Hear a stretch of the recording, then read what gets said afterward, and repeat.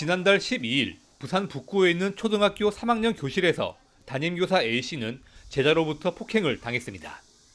수업 시간에 소음을 일으키는 비군을 제지하다가 비군으로부터 얼굴과 몸을 맞아 다쳤습니다.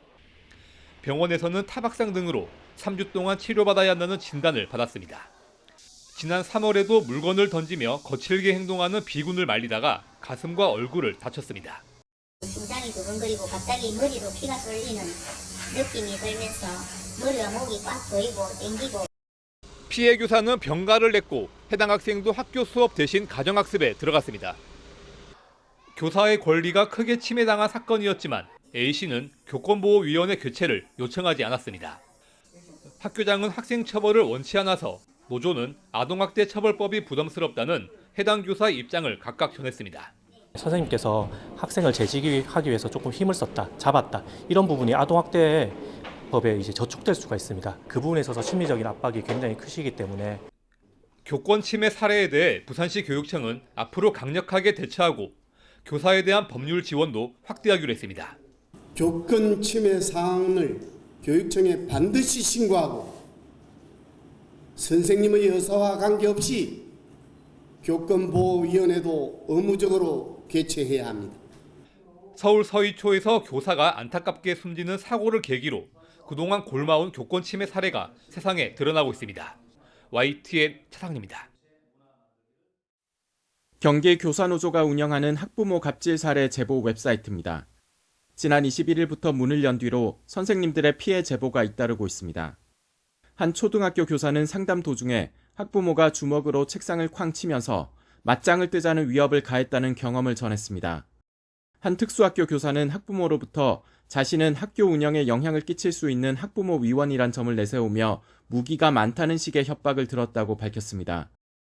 폭언과 모욕 같은 언어적 폭력뿐만 아니라 교사를 가해자로 지목하는 아동학대 신고도 교사들을 고통에 시달리게 하고 있습니다. 선생님과 학생을 상대로 성희롱적 발언을 한 학생들을 생활지도한 뒤에 한 학부모가 선생님의 말투가 무섭고 공포스러웠다며 교육청에 민원을 넣었다는 사례가 있었습니다. 교사노조가 시도교육청으로부터 받은 자료를 보면 최근 5년간 교사가 아동학대 혐의로 고소 고발된 사례는 1,200건이 넘었는데 이 가운데 절반은 무혐의나 불기소 처분으로 끝났습니다. 선생님들은 억울하게 신고를 당하더라도 수사 과정은 똑같이 거쳐야 하기 때문에 몇 달 동안은 수업과 업무에 집중하지 못한다고 토로합니다. 아동학대로 신고를 당하게 되면 일단 무혐의가 되더라도 그 기간 동안 수개월 동안 경찰 조사를 받아야 되는데 그 부분에 있어서 저희가 무조건 교사가 피해를 보게 되는 구조, 불이익을 보게 되는 구조가 되는데 그 부분들이 얼른 개선이 되어서 아동학대 혐의의 특성상 무고죄로 고소하는 것은 사실상 불가능하기 때문에 피해를 고스란히 감내할 수밖에 없는 것이 현실입니다. 따라서 아니면 말고식의 신고가 일어나지 않도록 제도적 보완이 필요하다는 요구가 많습니다. 또 학부모의 부당한 요구에 오히려 교사의 주의를 요구하는 경우가 많은 교장과 교육청의 대응 방식도 바뀌어야 한다는 목소리도 커지고 있습니다. YTN 김평정입니다. 최근 소속 교사가 스스로 목숨을 끊은 초등학교 교직원들은 정서적 불안감을 호소하고 있습니다. 학교 안에서 동료 교사가 극단적 선택을 한 데서 오는 슬픔과 충격이 그만큼 크기 때문입니다. 교육부와 서울시 교육청은 이런 상황을 고려해 합동 조사를 미루고 동료 교사들에 대한 심리 상담 지원부터 시작했습니다. 하루 미뤄진 합동 조사에서는 교직원들을 면담하고 숨진 교사가 담당했던 업무 현황을 확인할 방침입니다. 또 고인이 생전 학부모 민원에 시달렸다는 동료 교사의 증언에 따라 다른 교사들의 피해 상황을 조사하기로 했습니다. 진상조사와 함께 대책 마련에도 속도가 붙었습니다. 윤석열 대통령이 직접 교권 강화를 위한 고시 제정과 조례 개정을 지시한 가운데 교육부가 즉각 계획을 내놨습니다. 이주호 교육부 장관은 교원단체를 만나 다음 달까지 생활지도 기준을 고시하고 학생 인권 조례의 문제점을 바로잡겠다고 말했습니다. 시도교육청과 협의하여 교권을 침해하는 불합리한 학생인권 조례 개정도 병행 추진하여 지나친 학생인권 중심의 기울어진 교육 환경을 균형 있게 만들겠습니다. 또 학생의 교권 침해 가해 내용을 생활기록부에 기재하는 방안도 내놨습니다. 서울시 교육청도 긴급 기자회견을 열고 교권 침해 피해 교사에 대한 지원과 실태 조사에 나서겠다고 밝혔습니다. 서울시 교육청은 교육부와 함께 합동조사단을 꾸려 선생님께서 극단적인 선택을 할 수밖에 없었던 이유를 면밀히 조사하겠습니다. 교육당국은 이번 주 진상조사 결과에 따라 교권 강화를 위한 제도 개선과 입법 요구에 속도를 낼 방침입니다. YTN 신지원입니다.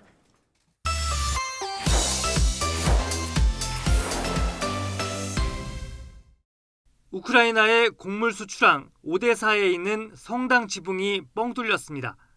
지난 1809년 지어져 200년이 넘는 역사를 자랑하는 정교회 성당이 러시아의 공격을 받은 겁니다. 러시아가 연일 미사일 공습을 퍼부으며 사상자도 속출했습니다. Мы посещали этот храм. Тут чудесное духовенство. Просто надо людям перестать быть такими жестокими. 크림대교 공격에 대한 보복을 명분으로 러시아는 우크라이나 곳곳을 때리고 있습니다. 부쩍 공세를 강화하고 있는 푸틴 대통령은 루카셴코 벨라루스 대통령을 만나 우크라이나의 반격은 실패했다며 자신감을 보였습니다.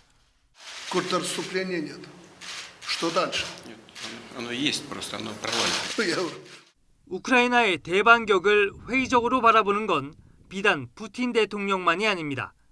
미국 월스트리트 저널은 우크라이나가 올해 전쟁에서 커다란 돌파구를 만들기 어려울 것으로 전망했습니다.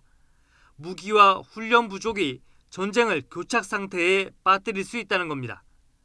더구나 가을철 비로 인해 전장이 거대한 진흙탕으로 변하면 우크라이나군의 진격은 더 어려워질 것이란 분석도 잇따릅니다. 토니 블링컨 미 국무장관은 우크라이나가 잃어버린 땅의 50%를 되찾았다면서도 본격적인 반격까지는 몇 달이 더 걸릴 것으로 예상했습니다. YTN 이만수입니다. 캐나다 동부 대서양 연안 도시가 물바다로 변했습니다. 도로가 강처럼 변하고 주택과 차량들이 잠겼습니다. 24시간 동안 250mm, 통상 이곳에서 석 달간 내리는 비의 양이 한꺼번에 쏟아졌습니다. 52년 만에 기록적 폭우입니다. 곳곳에서 도로 등 시설 피해와 함께 정전이 잇따랐고 북부에서는 댐 일부가 무너질 가능성이 제기되면서 주민들이 긴급 대피했습니다. 인명피해도 보고되고 있습니다.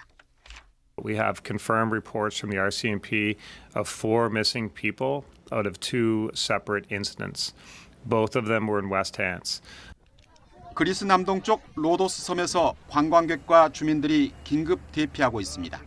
해양경비대 보트와 민간 선박 수십여 척, 버스 등이 총동원됐습니다. 현재까지 3만 명가량이 대피했습니다. 일주일 가까이 이어진 산불은 폭염으로 건조해진 날씨에 강풍까지 일면서 더욱 거세지고 있습니다. 미국 남부와 남서부가 연일 폭염에 시달리는 사이 중북부 일대에는 폭풍이 덮쳤습니다. 그런데 이 폭풍 속에 우박들이 함께 쏟아졌습니다. 어떤 것은 야구공만한 크기여서 건물 창문들과 차량 등이 많은 피해를 입었습니다. It was like abusive. It was apocalyptic. The pressure that they were coming down was just, I couldn't believe it. 앞서 폭염에 시달리던 이탈리아 북동부에서도 비슷한 현상이 일어나 많은 사람이 다치기도 했습니다. 전문가들은 앞으로도 슈퍼 엘니노의 영향 등으로 전 세계적으로 이상기후 현상이 이어질 것으로 내다보고 있습니다. YTN 유재용입니다. 현재 전 세계에서 가장 오래인 38년째 집권하고 있는 훈센 캄보디아 총리. 훈센이 이끄는 집권당이 총선 압승을 선언했습니다. 이미 예견된 압승이었습니다. 훈센에 반대하는 전 캄보디아 구국당 출신 인사들이 만든 촛불당의 참여 자격이 박탈된 가운데 총선이 치러졌기 때문입니다. 훈센은 앞서 2017년에도 캄보디아 구국당을 불법 조직으로 몰아 해체시키고 2018년 총선에서 125석 전 의석을 차지했습니다. 관심은 임기 5년이 보장된 훈센 총리가 총선 이틀 전 언론 인터뷰에서 밝힌 대로 총선 후 한 달 안에 총리직을 그의 장남 훈마네색에 넘기느냐에 쏠려 있습니다. most people believe that Hun Sen is squashing the candlelight party because he is trying to pave the way for the secession of his son, Hun Manet, to take over from Hun Sen. 캄보디아군 부사령관이자 집권당 중앙위 상임위원인 훈마넷은 권력 승계에 대해 말을 아꼈습니다. Sorry. Just come to vote. No make any statement. Sorry, no comment. Thank you. 미 육군사관학교 졸업 후 뉴욕대에서 경제학 석사를, 영국 브리스톨 대학에서 경제학 박사를 받으며 서방의 유화적인 훈마넷이 총리가 되더라도 크게 달라질 것이 없다는 관측이 나옵니다. 훈센이 상황 노릇을 할 것이란 이유에서입니다. 1979년 베트남이 크메르루즈를 몰아낸 뒤 세운 괴뢰 정부 하에서 승승장구한 훈센이 1985년 총리에 취임한 이후 캄보디아 민주주의는 악화일로를 걸어왔습니다. 베트남이 중국과 마찰을 빚자 친중 노선을 밟아온 훈센은 이제 북한처럼 왕조 시대에 시동을 걸었습니다. YTN 종수입니다. 현지 시간 20일 인도 북동부 마니푸르주에서 여성 수십 명이 막대기로 집을 부수고 있습니다. 급기야 불까지 지릅니다. 이 집은 지난 5월 4일 마니푸르주의 쿠키족 마을 여성 2명을 나체로 끌고 다녔던 메이테이족 남성 중 한 명의 주거지입니다. तो कल उसका घर भी जो accused number 1 है वो जो पहले पकड़ा था एक उसका घर भी बस्ती का मेरा पाई भी इमा लोग आके जला दिया. 하지만 주범과 공범 등 4명이 구속된 시점은 지난 19일 관련 동영상이 SNS에 공개된 다음 날입니다. 더구나 피해 여성들이 남자 가족 2명이 살해되고 집단 성폭행까지 당한 것으로 전해지자 정권 퇴진 요구까지 나오고 있습니다. 분노의 시위는 주말 들어 더욱 격렬해졌습니다. 수도 뉴델리까지 번졌습니다.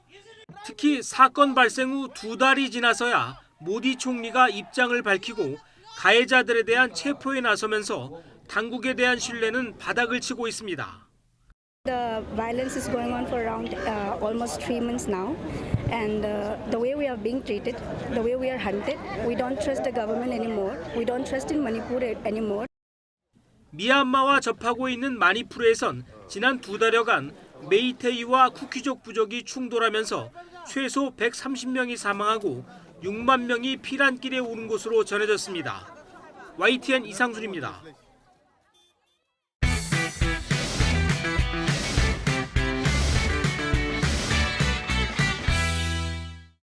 주황색 화학복을 입은 소방대원이 우편물을 조심스레 살펴봅니다. 충남 천안에 있는 아파트로 의심스러운 외국발 우편물이 배달됐다는 신고에 관계당국이 출동한 겁니다. 군 폭발물 처리반이 확인한 결과 가스 검출과 같은 특이점은 발견되지 않았습니다. 지난 20일 울산에 있는 장애인 시설에 정체불명의 소포가 배송됐다는 신고가 접수된 뒤 비슷한 신고가 전국에서 잇따르고 있습니다. 나흘 동안 들어온 것만 2,000건이 넘는데 경찰은 오인 신고 등을 제외하고 현장에서 수거한 우편물을 대상으로 간이 검사를 진행했습니다. 현재까지 생화학이나 방사성 물질이 검출된 사례는 없었고 인명피해도 발생하지 않은 것으로 파악됐습니다. 경찰은 이런 정황들로 미뤄봤을 때 테러 가능성은 작다고 보고 있습니다.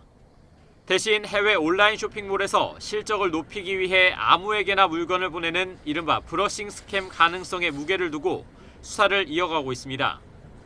또 국민 불안을 막기 위해 범정부 차원의 대테러 대응 체계를 가동했습니다. 대통령실도 관계부처들이 모인 가운데 상황 점검 회의를 열었습니다. 수상한 우편물을 받았다면 절대로 열어보지 말고 경찰 등 수사기관에 곧바로 신고해야 합니다. 특히 주문한 적이 없거나 비닐 등으로 이중 포장돼 해외에서 발송된 우편물은 더욱 주의해서 취급해야 합니다. YTN 우천입니다. 감기, 장염, 설사, 열상 등 중증도가 낮은 비응급 환자들로 병원 응급실이 북새통을 이루는 현실은 통계에서도 확인됩니다. 지난해 응급의료기관을 찾은 환자는 769만여 명. 이 가운데 응급이자 중증 환자군인 1에서 3등급은 43%에 그쳤고 감기 등 경증 환자군으로 분류되는 4, 5등급은 53%로 절반을 훌쩍 넘겼습니다. 내 자식, 내 식구만큼은 큰 병원에서 진료를 봐야 된다는 의식이 좀 굉장히 강한 것 같습니다. 또 하나는 실손 의료 보험이라든가 이런 것이 참 잘 돼 있는 나라이다 보니까 실제로 응급실의 문턱이 비용적인 측면에서 굉장히 낮은 게 사실입니다. 이에 따라 정부는 권역 내 최상위 전문 응급의료기관인 권역응급의료센터 진료비의 본인 부담률을 높이는 방안을 검토하고 있습니다. 권역센터라고 큰 종합병원 있지 않습니까? 여기에 이제 경증으로 가는 경우에는 좀 본인 부담을 강화했으면 좋겠다. 건의가 있어서 이것들은 지금 현재 검토하고 있습니다. 현장 응급실 의사들 사이에서는 또 경증 환자의 119 이용을 유료화해서 응급실 이송을 막아야 한다는 주장도 나왔습니다. 그 근본적인 원인은 이것이 무료이기 때문에 어떤 개인적인 이유로 아니면 경증임에도 불구하고 119를 이용했을 때는 외국의 예를 들어서 그런 어떤 일정한 비율의 그런 비용을 매기게 된다면 다만 이 경우 경제적, 사회적 취약계층이 비용 부담에 구급차를 못 부르거나 오히려 돈을 내고 당당하게 구급차를 악용할 우려가 있습니다. 이에 따라 비응급 환자가 야간이나 주말에도 갈 수 있는 응급실 이외의 선택지를 늘리고 어느 정도로 아팠을 때 어떤 병원을 갈 수 있는지를 충분히 알려야 한다는 조언입니다. 하루에 100명, 200명 이런 환자들을 그런 병원에서 잡아주게 된다면 과밀화 해결의 열쇠가 될 수 있다. 바로 이게 이제 어전트 케어 클리닉, 급성기 클리닉이라고 하는 개념이고요. 가장 근본적으로는 급한 마음에 대형 병원 응급실만을 고집하는 국민의 이용 행태와 인식 개선도 동반돼야 한다는 지적입니다. YTN 신윤정입니다. 서울 영등포구에 있는 15층짜리 주상복합 건물입니다. 가만히 있어도 땀이 나는 한여름에 비상계단을 오르내립니다. 바로 건물 12층부터 14층 사이에 사는 오피스텔 주민들입니다. 오피스텔까지 갈 수 있는 엘리베이터 운행이 멈췄기 때문입니다. 그나마 낮에는 11층까지 운영하는 상가 엘리베이터를 탈 수 있지만 상가가 문 닫는 저녁 6시부터 오전 9시 사이에는 사실상 1층부터 계단을 오르내려야 합니다.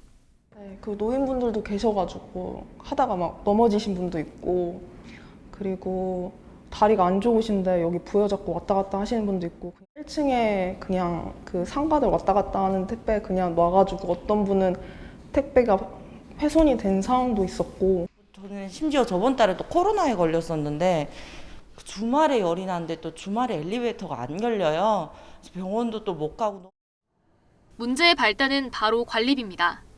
그동안 건물에는 상가와 오피스텔이 각각 관리단을 꾸려왔는데 올해 초 바뀐 상가 관리인이 건물 전체에 대한 관리권을 주장하면서 어색한 동거가 깨진 겁니다.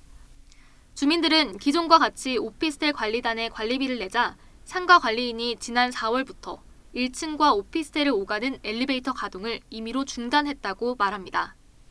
오피스텔 관리단도 상가 관리인의 자격을 문제 삼아 관리인으로 인정할 수 없다고 주장했습니다. 6개월 만에 관리인 자리에서 박탈을 당한 사람입니다. 그런 전력도 있는 사람이에요. 거의 한 8억여 원의 미납관리비가 있는 회사입니다.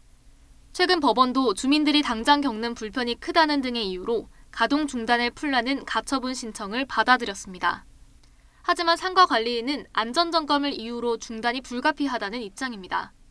그 변경된 케이블을 다시 원상 복구하는 과정에서 지금 엘리베이터 사용을 중지시키고 수리를 하려고 하는 지금 그 과정이 있습니다. 쪽으로 하는 관리비 미납이라든가 그런 관계하고는 전혀 무관하다는 것. 이에 주민들은 관리비 미납으로 엘리베이터를 멈춘다는 통보 외에는 어떤 안내도 듣지 못했다고 반박했습니다. 이미 경찰 고소도 여러 접수돼 있지만 오피스텔 관리권을 둘러싼 상가 관리인과 오피스텔 관리단의 민사소송이 진행 중이라 공권력도 섣불리 개입하기 부담스러운 상황.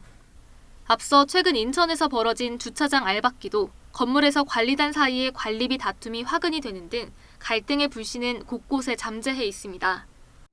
좀처럼 해결의 실마리가 보이지 않는 가운데 피해는 오롯이 애꿎은 주민들의 몫으로 남았습니다. YTN 임혜진입니다. 무릎과 허리 통증을 10년 넘게 앓고 있는 김윤주 씨는 장마철만 되면 괴롭습니다. 잦은 비로 통증이 심해지면 일주일에 한 번은 한방병원을 찾아 침을 맞습니다. 장마철이나 이제 만약에 내일 비가 올 것 같아 이렇게 하면 이게 쿡쿡쿡 쑤시잖아요. 허리는 이렇게 짓누르는 것 같이 아파요. 근데 지금 여기 와서 침을 많이 맞고 이러고 하니까 그런 증상이 많이 호전됐어요. 장마처럼 비가 많이 올 때 관절 통증이 심해지는 건 기압이 낮고 습도가 높기 때문입니다. 장마철이 되면서 압력이 줄게 되면 이 관절 주머니가 팽창하게 되거든요. 팽창하면서 주머니 주위에 있는 혈관이나 신경을 압박하면서 통증이라든지 불편함을 느끼게 되고, 또 우리 한의학적으로는 말씀드렸던 날씨가 습해지면 생체 에너지에 필요한 그 기혈이라는 순환이 떨어져요. 장마철 크게 느는 식중독도 조심해야 합니다. 살모넬라균, 포도상구균 등 식중독을 일으키는 세균은 모두 습도 높은 장마철에 잘 번식합니다. 식중독을 예방하려면 손을 30초 이상 잘 씻고 음식은 중심온도 75도 이상에서 1분 이상 익혀 먹어야 합니다.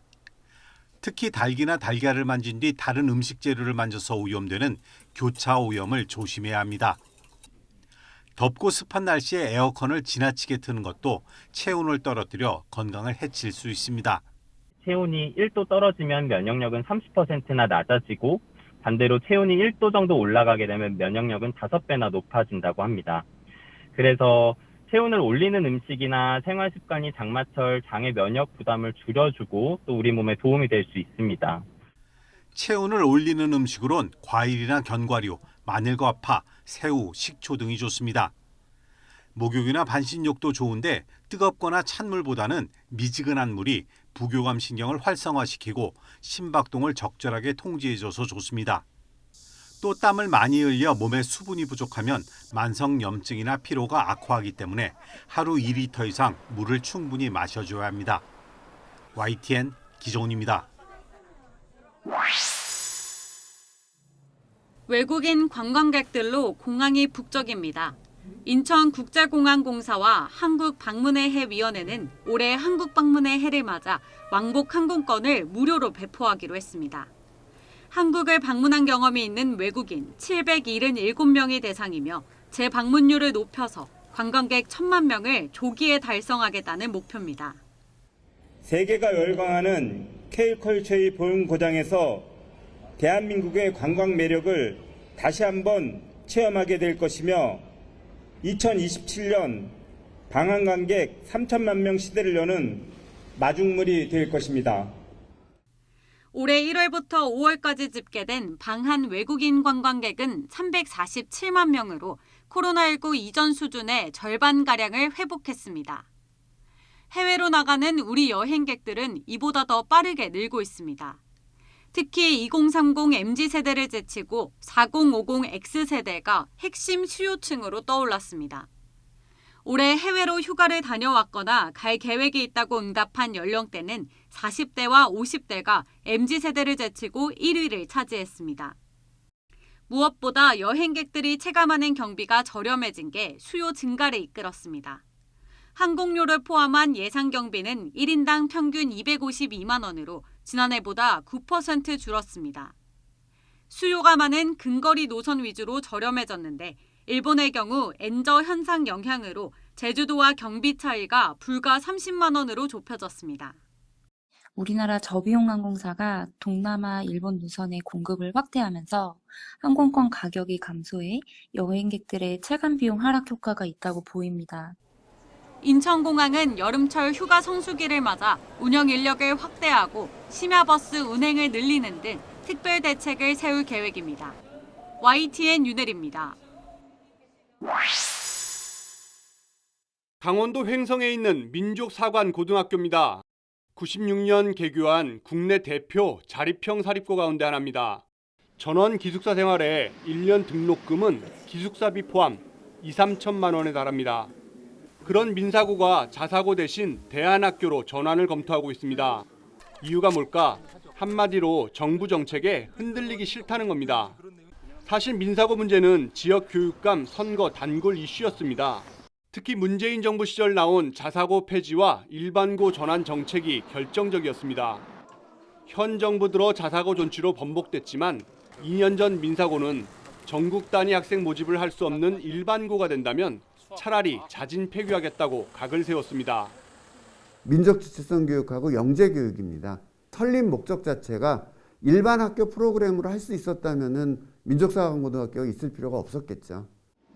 민사고가 검토 중인 대안학교 모델은 기본 교육 과정을 유지하고 학력이 인정되는 형태. 다만 학사 운영이나 학생 선발에서 재량이 큽니다. 반면 지역 학생 선발을 회피하기 위한 시도라는 지적도 나옵니다. 올해 초 정부는 자사고 유지 계획을 밝히며 지역 인재 선발 의무화 방안을 밝혔습니다. 선발 비율은 20%가 유력한데 만약 확정되면 전체 학생 5명 가운데 1명은 강원도 학생을 뽑아야 합니다. 민사고에서 강원도 학생들을 그거보다 더 많이 뽑아야 하는 게 좀 문제가 있지 않냐 뭐 이런 식으로 얘기하기도 하거든요.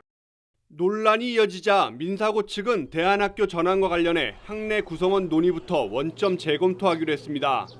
학교 측은 보도자료를 통해 대안학교 가능성을 검토한 건 사실이라면서도 교육청에 가능성과 절차를 문의한 단계라고 밝혔습니다.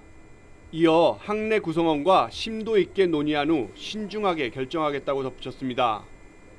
이에 대해 강원도교육청은 자사고 포기 후 대안학교 전환은 전국적으로 전례가 없는 만큼 법적 검토 후 교육부와 협의한다는 계획입니다. YTN 지환입니다.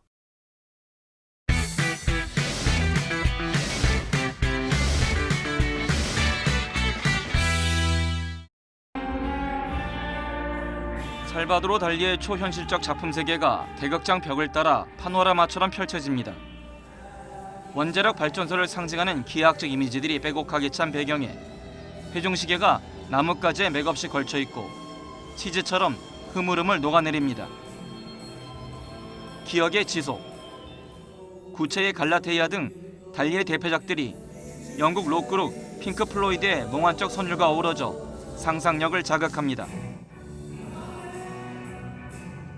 관객들은 이탈리아 아트 디렉터 지안프랑코 이안누치가 만든 몰입형 미디어 아트 속을 거닐며 달리가 빚은 환상의 세계로 빠져듭니다.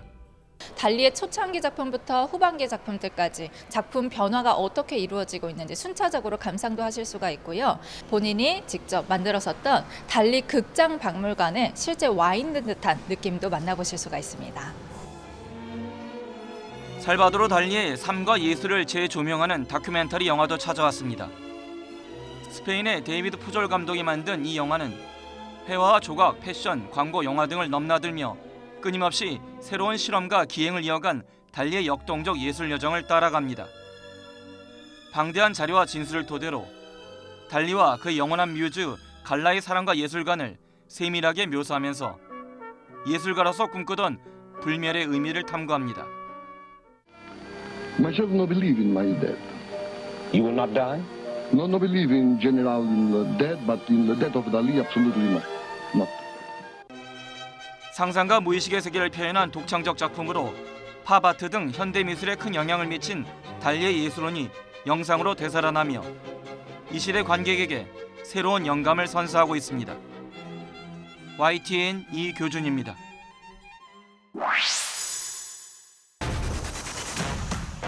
세간에서 냄새 맡고 쫓더라도 부디 물건 금지로 빠지는 거야. 1970년대 바다에 던져진 밀수품을 건져 돈벌이를 하던 해녀들이 세관에 적발돼 뿔뿔이 흩어집니다. 아버지를 잃은 진숙은 춘자를 밀고자로 의심하지만 해녀들의 생계를 위해 다시 한번 손을 잡고 밀수에 나섭니다. 영화 밀수의 투톱으로 진한 여자들의 우정, 워맨스를 보여준 김혜수, 염정아 배우는 지금까지 경험하지 못했던 행복했던 순간이라고 말합니다. 그 자리에 우뚝 서서 바다를 밝히고 지키는 뭐 등대 같은 존재라면 조춘자는 좀 이렇게 뭐라 그럴까 없는 길, 물길을 만들어가는 길잡이 같은 역할? 그냥 따뜻하고 사랑해요.